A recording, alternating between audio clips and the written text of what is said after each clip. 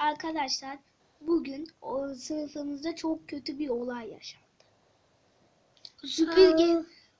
Süpürgemiz kırıldı. Bunu yapan kişiler Denizhan ve Ege olduğunu söylüyorlar. Olabilir mi acaba? Denizhan'la Ege olabilir mi? Kimse bilmiyor. O yüzden yorumlarınızda Ege mi yoksa Denizhan mı kırdı diye yazabilirsiniz. En çok kimin oyu geldiyse yarın açıklanacak. Hadi bay bay, kanalıma abone olmayı unutmayın.